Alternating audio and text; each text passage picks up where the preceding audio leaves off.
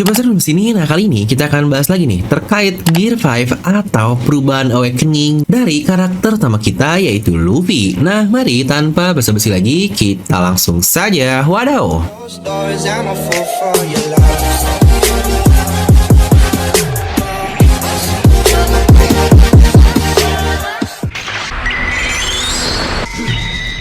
Di mana Gear 5 Luffy yang dia katakan sebagai peak atau puncak dari kekuatannya sejauh ini belum memiliki kelemahan yang signifikan seperti perubahan sebelumnya. Yang jadi apakah memang ada kelemahan dari mode ini atau ini masuk ke benar-benar mode sempurna tanpa adanya drawback sama sekali? Untuk hal itu akan kita coba bahas di video ini, jadi pastikan kalian tonton sampai habis agar tidak ada informasi yang miss dan juga setengah-setengah. Nah, mari siapkan kopi, jangan lebih besar, pasang headsetnya, ambil posisi PW, and wadidaw.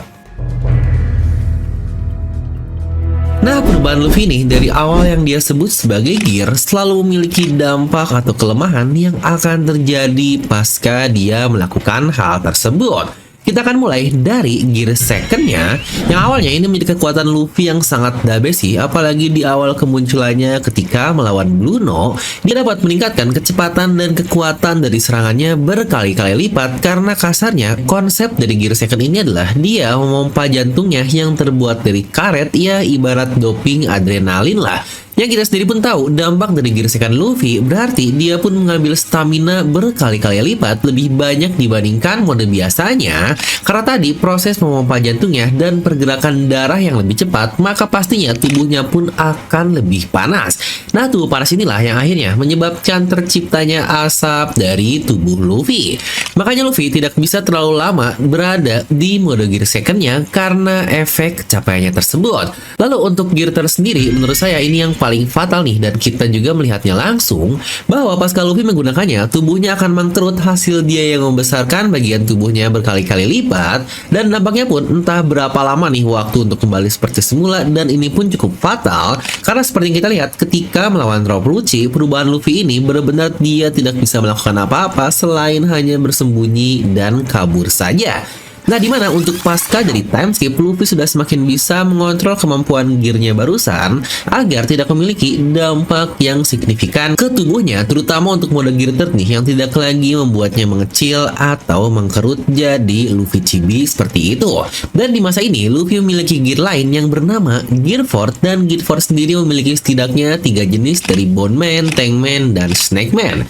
Semuanya memiliki kelemahan yang sama, yang karena konsepnya juga serupa nih dengan gear second tadi, yaitu kecapean, tapi alasan utamanya adalah Luffy kehabisan haki karena penggunaan Gear 4 ini dia melapisi haki di tubuhnya dan memelarkannya menggunakan ototnya agar lebih besar. Maka pastinya haki yang keluar pun akan berkali-kali lipat lebih banyak dibandingkan di tubuh manusia biasanya.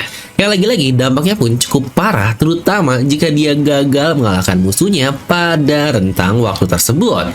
Dimana pertama kali kemunculannya, Luffy sangat kecapean di Dressrosa tersebut dan dia harus dibantu oleh Guts. Tetapi setelahnya, seperti di Whole Cake Island, dia bisa kabur sendiri sambil menunggu hakinya pulih kembali dan melawan Katakuri lagi.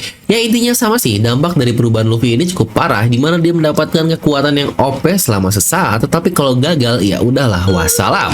Makanya waktu melawan Kaido pun, Luffy ngotot sekali untuk ngasih serangan terakhir kepadanya di mode Gear 4 tersebut, karena jika dia gagal, dia tahu staminanya akan habis, dan hakinya juga akan habis, yang makanya dia bisa dibunuh dengan sangat mudah jika seperti itu. Ya, walau naasnya, ada gangguan dari si Pinol ketika Luffy akan mengeluarkan serangan terakhirnya, yang walau saya juga cukup yakin sih, tanpa gangguan dari si Pinol, Luffy tetap tidak akan bisa mengalahkan Kaido pada saat itu. Nah, lalu bagaimana dengan Gear 5 dari Luffy? Yang sejauh ini ada beberapa keanehan nih dari perubahan Gear 5 Luffy, yang apakah staminanya berpengaruh dalam perubahannya? Karena kita lihat sendiri saat melawan Kaido, ketika dia kembali ke wujud manusianya dan terlihat menua untuk pertama kali, di situ Luffy ternyata bisa lagi loh dengan memompa detak jantungnya dan balik lagi ke mode Nikanya. Yang kesannya ini semacam instant doping nih dari sisi stamina, yang lagi-lagi bukankah ini semacam auto regenerasi yang cukup luar biasa. Terkesan Luffy ini jadi benar-benar tidak bisa dikalahkan karena toh kalau dia capek ya udahlah tinggal dentumin detak jantungnya lagi dan kemampuannya akan normal juga.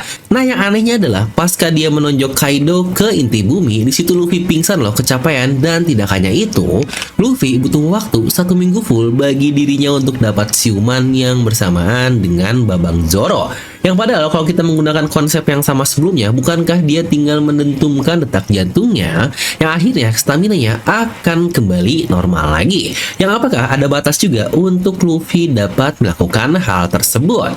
Yang hal ini pula kita lihat di Egghead nih selama beberapa kali. Yang paling baru aja lah ketika dia melawan Kizaru, tidak lama dia berubah ke mode Gear 5-nya, dan pasca tonjokan terakhirnya Luffy kepada Kizaru tersebut, dia lagi-lagi masuk ke mode tuanya dan dia kecapean sampai terkapar.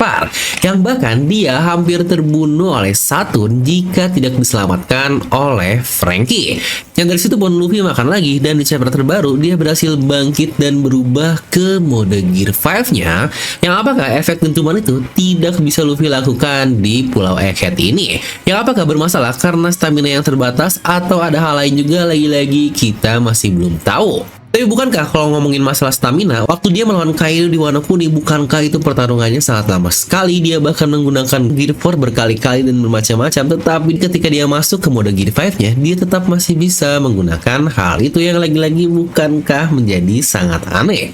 Tapi ya setidaknya belum lama ini pun kita tahu kalau kelemahan dari pemakan buah iblis, yaitu mereka juga ternyata menggunakan stamina yang cukup banyak untuk mengaktifkan kekuatannya, yang awal kita memang tahu dari Babang Torao, tapi awalnya kita mengira terbatas hanya ketika dia mengaktifkan OP-OP dan roomnya saja. Tapi saat Robin versus Black Maria juga kita lihat di situ Black Maria ngomong saat Robin mengeluarkan cloningan yang besar, di situ dia berkata itu pasti melelahkan. Nah dan kita juga tahu kan untuk case dari Awakening buah iblis dari kata-kata Law dan Kid saat melawan Big Mom, bahwa kemampuan ini memakan jauh lebih banyak stamina dari penggunaan biasa. Yang apakah ini ada hubungan dengan Awakening dari Luffy yang notabene itu terbatas terutama dari penggunaan staminanya? Padahal kalau kita ngomongin masalah Zoan mah, semua Zoan juga kalau dia mau masuk ke mode Zoan, kayak mode binatang, kayak mode hybrid, gak ada durasi atau limit dari perubahannya. Ya contoh lah, lihat aja Chopper yang hampir 90% waktunya berada di mode hybrid ya kan, dan bukan di rusanya. Ya ingat, tubuh utama dari Chopper adalah rusa. Nah tapi kalau kita kembali ke kelemahan dari Gear 5 ini, menurut saya salah satu kelemahan utamanya bukanlah terletak dari stamina, limit, atau apapun itu, tapi lebih ke objektif atau tujuan utama dari Luffy tersebut. Ya seperti kita tahu, saat Luffy berada di mode Gear 5, dia benar-benar jadi ketawa kesana kesini, bermain-main, dan tidak fokus dalam mengalahkan musuhnya. Seperti ketika melawan Lucci, dia malah nyungsap dulu tuh ke dalam tanah. Ya walau terkesan jokes, tapi ini berdampak cukup fatal sekali, yang sangat berbeda ketika di mode Gear 4 yang tadi saya bilang, dia sangat fokus untuk bisa mengalahkan Kaido dengan cepat, dan dia pun masih sadar penuh dengan tujuan utamanya.